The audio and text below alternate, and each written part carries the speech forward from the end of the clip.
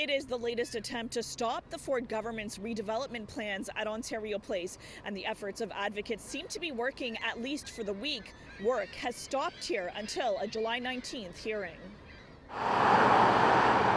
Construction crews forced to park their progress for at least a week. The normally busy site quiet today after advocates won an injunction to prevent further work at the waterfront attraction until a July 19th hearing.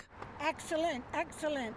A move applauded by some community members who don't want to see the government build a $350 million water park and private spa on the public lands. What would you prefer to see here? The way it is. You like it how it is now? Yes, like it's pretty, it's attractive. The lawyer representing the advocacy group Ontario Place Protectors tells us they're challenging a Ford government law that fast-tracks the redevelopment. The group is calling it an unconstitutional act that breaches public trust.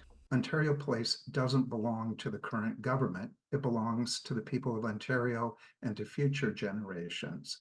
We're told the government has agreed not to cause any destruction of trees, shrubs, or buildings at Ontario Place until the trial. The goal is to permanently stop them. What we will be asking next Friday is that stoppage simply be maintained. Infrastructure Minister Kinga Surma was asked if this legal action could put the entire project in jeopardy. I cannot speculate, as you know, and I cannot comment. But of course, we await July 19th. The redevelopment will also include a new year-round stage for concerts from Live Nation and a new home for the Ontario Science Centre, which was abruptly shuttered for good last month. There has been uproar since the government announced its plans, and the reaction remains mixed even as the government proceeds to rebuild.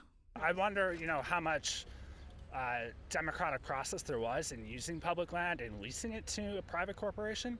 Right. Certainly the Conservatives have a mandate to govern, but this is a pretty big decision, so I think gathering public input probably would have been helpful.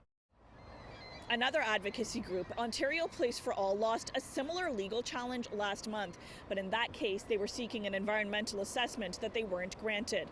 The Attorney General's office also tells us they cannot comment on the case as it is before the courts. Again, that trial will be heard July 19th. For City News, I'm Yazdani.